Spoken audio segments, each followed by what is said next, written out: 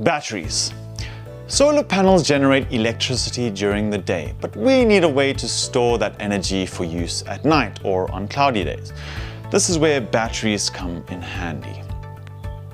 Older technologies like lead acid or gel batteries are being phased out in favor of new lithium-ion technology or supercapacitors with higher efficiencies and longer lifespans and can charge a lot quicker. The average prices of these batteries are also declining as time goes on and the technology improves. So let's have a look at what you need to know about them. Battery characteristics. The maximum charge and discharge amperage. This is the maximum amperage at which your battery should be charged or discharged, ideally, by the inverter.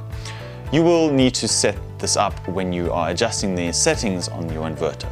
Consult your battery's manual for more information on this specific amperage.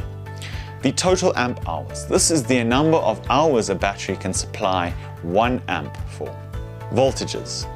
Now, the nominal voltage is the recommended resting voltage of the battery. The equalization or charging voltage is usually applying a higher voltage than the recommended charge voltage in order to charge the battery and allow the ions to move within the cells and giving it a higher potential difference. Note that the batteries should never go below or higher than the recommended ranges defined in your manufacturer manual, so please adhere to them. The energy storage defined by watt hours is how much energy your battery can store. For example, a 200 amp hour battery with 50 volts can supply you with 10,000 watt hours. However, you will need to bear in mind the depth of discharge, the DOD. This is the recommended percentage of the battery's capacity that should be charged to relative to its maximum charge capacity. Gel batteries usually have a DOD of 50%, while most modern lithium-ion batteries have DODs ranging from 80 to 95%. There is a maximum voltage and also a shutdown voltage. The cycle life. One cycle of a battery is going from 100% to the recommended DOD. The smaller the percentage drop of this drop, the more cycles you are able to get out of your battery and the longer the lifespan of your battery. It's recommended that the batteries be configured in such a way as to allow 1 cycle per day to be discharged. The battery management system, the BMS, is an intelligent component of the battery pack, responsible for advanced monitoring and management. It is the brain behind the battery and plays a critical role in its level of safety, performance, charge rates, and longevity.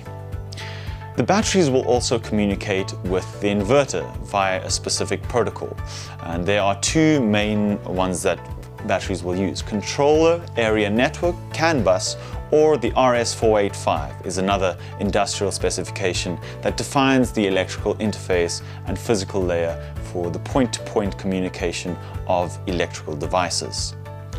The cable looks somewhat like this. This is the CAN cable that will go from the battery into the inverter. Now, there are certain ways in which you can arrange your batteries. Batteries can be stacked into groups with parallel circuits so that there is more amp hour or watt hour capacity at the same voltage.